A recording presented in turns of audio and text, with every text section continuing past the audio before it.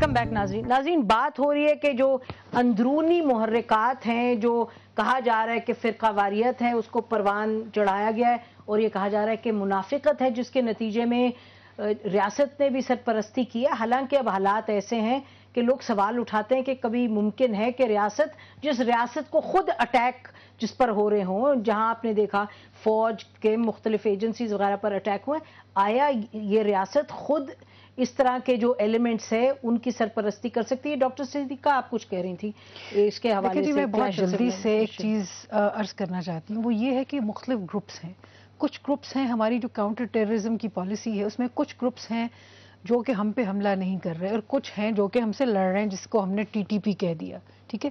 لیکن مسئلہ یہ ہے کہ جو انڈر لائنگ آئیڈیالوجی ہے، جو فلسفی ہے، جو مذہبی فلسفی ہے، وہ ان تمام گروپس کی جو کہ ہمارے ساتھ لڑ رہے ہیں، اور جو گروپس نہیں لڑ رہے وہ ان کی ایک ہے، اور ان کے ساتھ جو ایڈجوائننگ پارٹیز ہیں جن کا سیاسی پارٹیز کے مطلب ایڈجوائننگ کہ میں آئیڈیالوجی کے حساب سے بات کر رہی ہوں جی۔ جیسے اگر آپ سندھ میں جائیں تو وہاں آپ کو جے یو آئی جو ہے وہ سپاہ صحابہ کے ساتھ کہیں نظر آتی ہے پارٹنرشپ میں، تو کہیں جیش محمد کے ساتھ نظر آتی ہے، اور سپاہ صحابہ کا حصہ ہی لشکر جھنگوی ہے۔ اگر آپ ساؤتھ پنجاب کی طرف چلے جائیں تو کئی دفعہ ایسا ہے کہ آپ کو جماعت اسلامی کے سائے تلے آپ کو کے ساتھ ساتھ کہیں آپ کو لشکر جھنگوی کے ٹریسز بھی ملیں گے۔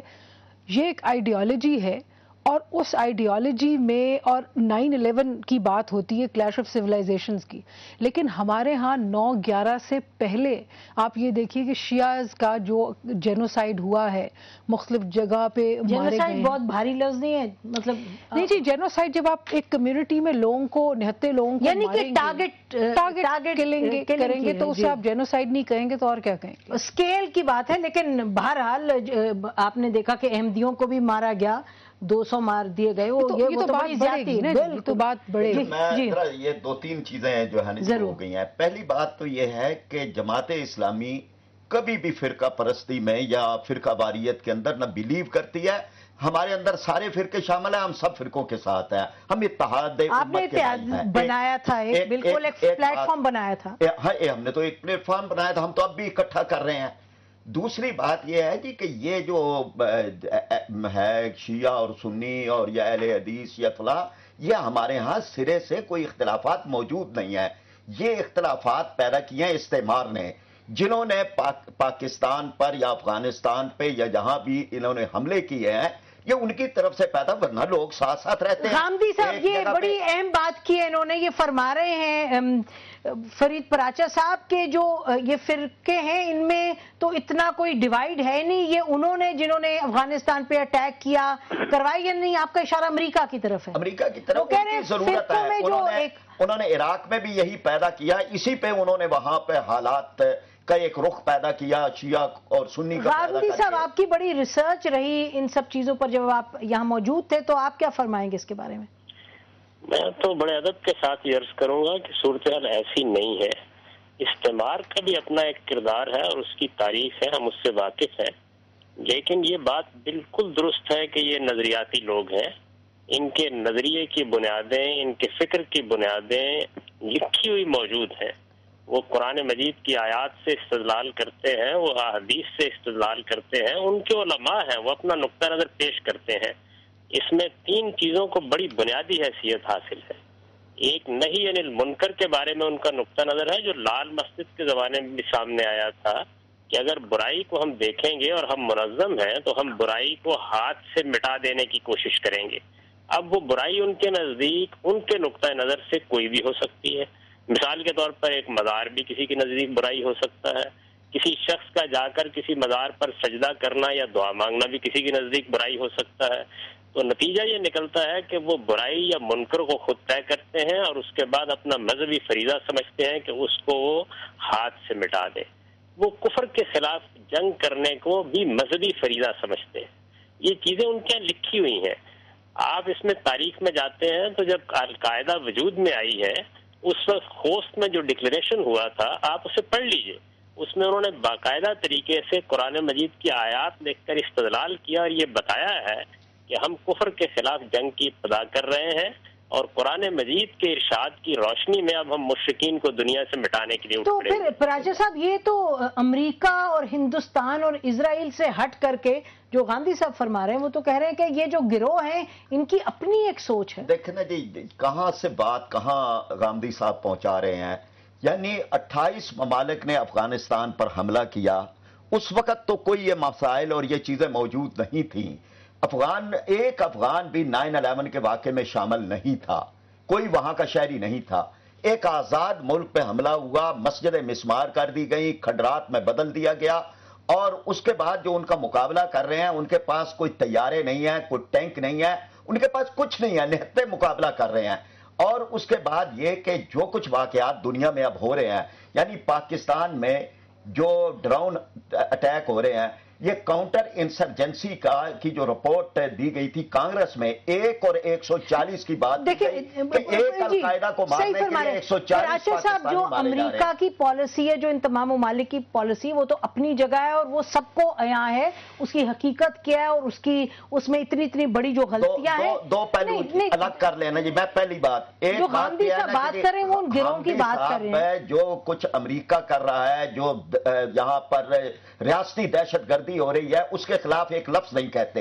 یعنی انسان بے گناہ انسانوں کے چیتڑے اڑتے ہیں، ایک آدمی کے مقابلے میں 140 آدمی قتل کیا جا رہا ہے بے گناہ، ان کی اپنی رپورٹ کے مطابق ڈرون حملوں میں۔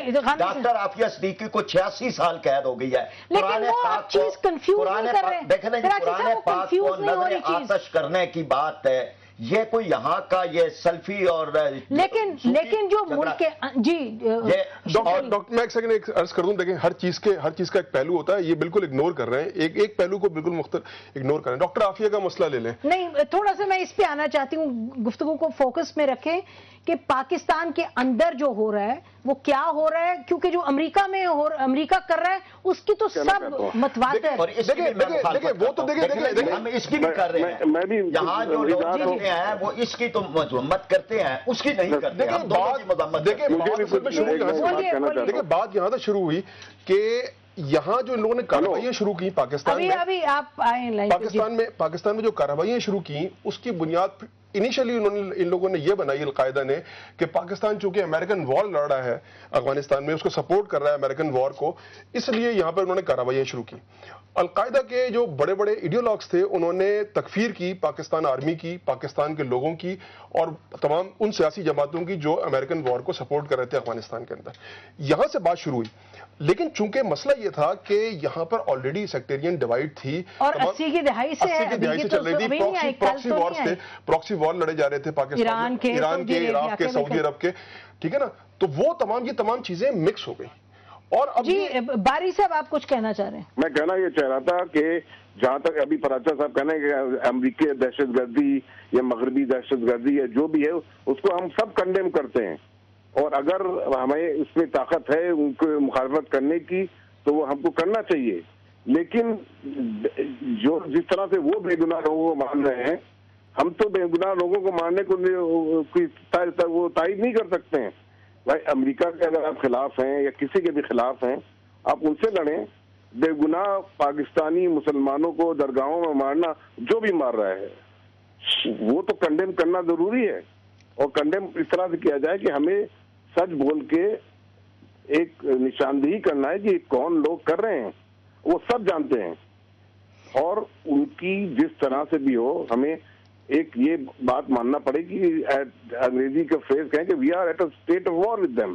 ٹھیک ہے، اس وقت ناظرین اس پوائنٹ پہ ہم ایک بریک لیتے ہیں، بریک کے بعد اس گفتگو کو جاری رکھیں گے۔ اور یہ تو بات طے ہے کہ جو امریکہ کی پالیسی ہے اس نے نہ کہ خطے میں لیکن دنیا میں بڑے نقصانات پہنچائے ہیں، پاکستان میں خاص طور پہ، افغانستان میں، لیکن سوال یہ اٹھتا ہے کہ ہمارے ملک کے اندر جو ہو رہا ہے اس کو کنٹرول کرنے کے لیے ہمارے بس میں کیا ہے۔